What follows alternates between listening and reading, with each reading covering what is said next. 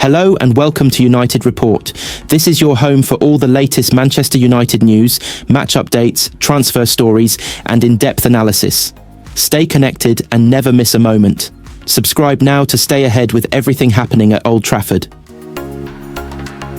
Manchester United have been handed a major fitness boost as Lisandro Martinez continues to make encouraging progress in his recovery from a serious ACL injury. The Argentine defender, who was sidelined in February after rupturing his anterior cruciate ligament against Crystal Palace, is now on track to begin individual training on the grass during pre-season. While the 27-year-old won't take full part in pre-season with the rest of the squad, club doctors are hopeful he could feature early in the 2025-26 campaign. With new manager Ruben Amorim keen to build around strong characters, Martinez's leadership and emotional resilience make him a key figure in United's plans and a welcome presence both on the pitch and in the dressing room. Lisandro Martinez is making good progress in his recovery from a serious knee injury, and Manchester United are hopeful he could be available early next season. Martinez needed surgery in February after rupturing his anterior cruciate ligament in a match against Crystal Palace, but he's now on the road to recovery. The United defender was carried from the pitch in tears after sustaining the serious injury which ruled him out for the rest of the season. Martinez was a big miss for Ruben Amorim in the final 3 months of the campaign, as United limped to 15th place in the Premier League and lost the Europa League final against Tottenham. He was one of many injuries in defence for United and won't be able to take a full part in pre-season when that comes around. However, the club have been encouraged by the progress the Argentina international has made, with tests confirming last week that he hasn't got a tear in his meniscus. United are weary of rushing him back and will take a cautious approach to avoid aggravating the injury, but it is hoped he will be able to start an individual rehabilitation programme in the coming months, working individually on the grass during pre-season.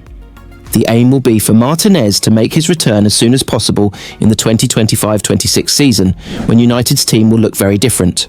Amorim is keen to overhaul his squad and the club will listen to offers for any of their players, but the United boss is a fan of Martinez. "If you let him, he can go play today without problem," Amorim said in March, after Martinez was spotted cheering his teammates on from the sidelines against Arsenal. "Because he loves the club, he wants to help the team, he understands the context. Like I said, he's a great character, he's really important in the dressing room." The 27-year-old has also been praised for his leadership and encouragement by young midfielder Toby Collier, who told the club website, "Leacher is another name that's massively helped me in training every day around the building, to express myself, giving me little tips on the pitch and helping me through games. He's another one that's really helped me." Collier also struggled with injuries, so spent lots of time with Martinez. "We saw each other every day in the physio room," he added, "and even when we're working in the gym, you have little moments where you can chat for a bit. It's nice to have someone like him to get through it with." Martinez is keen to return as soon as possible. After undergoing surgery, he wrote on Instagram today, "After going through several stormy days where I allowed myself to feel and accept my sadness, helplessness, insecurities, fears, and a deep emotional imbalance, I am reconnecting with my essence and my values, which help me see things from a kinder and more positive perspective. I feel immense gratitude for the incredible work and support of @Manchester United, @AFASelection, my family, friends, teammates, and everyone who took the time to send me a message of encouragement. The surgery went perfectly. Now it's time to give it my all, with heart and soul, in the rehabilitation process." Manchester United are entering a defining summer under new manager Ruben Amorim, with no European distractions and no room for excuses. The Portuguese tactician is under pressure to deliver from day one, and that means getting it right in the transfer market. United have already splashed 62.5 million on Matheus Cunha and are pressing hard with a 60mm bid for Brentford's Bryan Mbeumo. But that's just the start. With potential exits for Marcus Rashford, Antony, Jadon Sancho and Alejandro Garnacho on the table and a bold pursuit of Sporting's Victor Gyökeres underway, the rebuild is on full throttle. Meanwhile, former PSG defender Thomas Meunier has shared his undying affection for the club, even if a move remains a distant dream. Manchester United have a pivotal summer ahead in order to quickly turn around their fortunes. There is no European football and no excuses next season, and Ruben Amorim must hit the ground running to prove himself as United boss. The Portuguese coach is set for his first pre-season in charge of the club and will be hopeful of seeing an improvement. Of course, transfers in and out of Old Trafford will be required. United have already signed Matheus Cunha and are pushing for Brentford star Bryan Mbeumo. The Red Devils have upped their bid to 60 million for the latter, having splashed 62.5 million on Cunha. And there are the exits of Marcus Rashford, Antony, Jadon Sancho and Alejandro Garnacho to arrange. No easy task. Mirror Football takes a look at the latest transfer news and rumours around Old Trafford. Manchester United are in position to make a move Victor Gyökeres and could leap ahead of Arsenal. Speculation over a move to Old Trafford has been rife since Ruben Amorim's arrival, though missing out on European football was expected to be a blow. It is understood that the Swede has not been perturbed, however, and is open to the move. Gyökeres is valued at around £65, a figure shy of his releasey clause after the forward made an agreement with Sporting to Riemann last summer. With Arsenal occupied by Benjamin Sesko currently, it is reported United have financially readied themselves to do a deal. Jadon Sancho has no intention of wearing Manchester United colours again per ESPN, despite Chelsea footing up £5 Spurs to avoid signing him on a permanent deal. And that stance matches that of his head coach, Ruben Amorim, though the pair have yet to work together. Sancho returned 5 goals and 10 assists in 42 appearances across all competitions for Chelsea, helping them win the Conference League. The winger failed to set the world alight at Stamford Bridge, however, leaving interest in his signature uncertain. There is said to be tentative interest from West Ham in a deal, but Sancho's wages are likely to prove problematic. The former Borussia Dortmund has another year left on his contract with United. Former Paris Saint-Germain defender Thomas Meunier has admitted he would have loved to make a move to Manchester United. The Lille fullback, 33, has revealed he would quickly accept a transfer to the club if it was on the table. The Belgian international, who has 1 year remaining on his contract, also appears to accept that any chance of a deal is now gone. Meunier conceded a move to the 13 times Premier League champions could damage his affection for the club. Meunier told Gazet van Antwerpen, "If they ever ask me, I'll cycle there, United. But maybe it's better this way. Suppose I play there and have a bad time. I wouldn't want to hate Manchester United because I love that club so much. I went to watch them a few weeks ago against Bilbao. In with the fans, singing fully. I am a real one. I go to watch them at least once every season. But of all the home games I've seen in all those years, they've only won 2. You have to have a self-cruelty side to be a United supporter, right? Few managers in football history delivered a verbal jab quite like Sir Alex Ferguson, and even fewer players wore it as well as Paul Ince.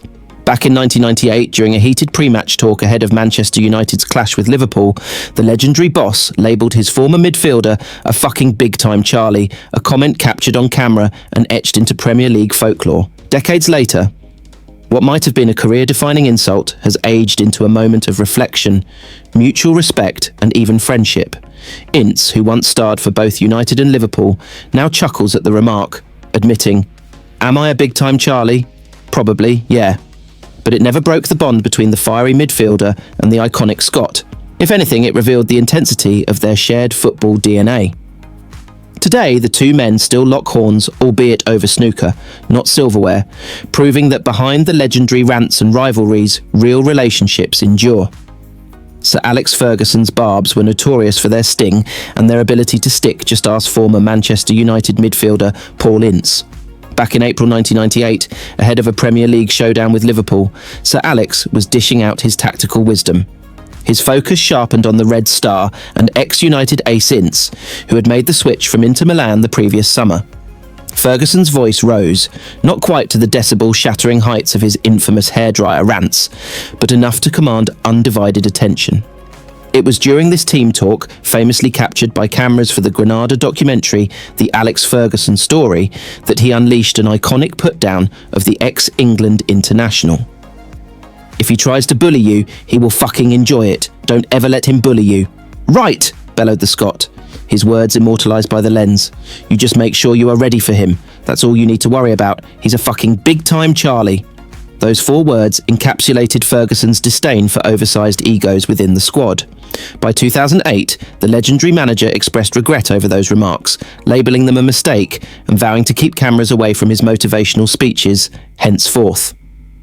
In a candid chat with the Manchester Evening News, Ince, while representing Bet365, agreed with his former manager and now close friend.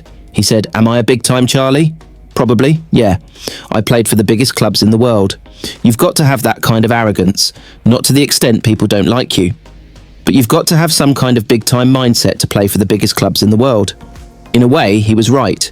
but it's nothing that was ever going to affect me because I know how close we were. A decade on from Fergie putting his words out there for all to see, Ince was managing Blackburn Rovers against his old boss. Reflecting on the past remarks before the game, Ferguson said, "I regret saying that. That was a mistake. We let a camera into our dressing room, which we had never done before, and it won't happen again. It wasn't a personality issue with Paul. With Paul, you could not have a honeymoon all the time because he was such a volatile character, but he never let us down." Revisiting the legendary manager's moment of remorse, an event rarely witnessed during or after his illustrious career, Ince said, "Listen, people seem to have the impression that me and Sir Alex Ferguson never got on. I used to speak to him all the time, and when I was managing Blackburn Rovers, I was on the phone to him all the time. When he said it, I was playing for Liverpool, and really I think he was trying to wind up the likes of Roy Keane and say, 'Oh, Ince, he's just a big-time Charlie,' and all this type of stuff. Things like that didn't affect me. Maybe it would with players from today, but not Paul Ince back in my time. The fact that he regretted saying it was neither here nor there. The comment did not affect our friendship." Today, the ex-United manager and the former midfielder enjoy a bond that withstands the test of time and competition. That does not mean they have stopped competing against each other, though. "I will always go to his house and play snooker and kick his egg, and I will always pick my phone up to ring him," Ince added with a chuckle, highlighting the strong relationship that spans over 3 decades.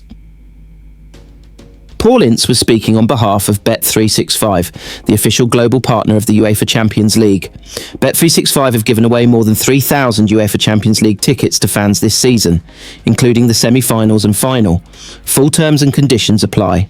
Gamble responsibly. Full interview can be found at Bet365 News.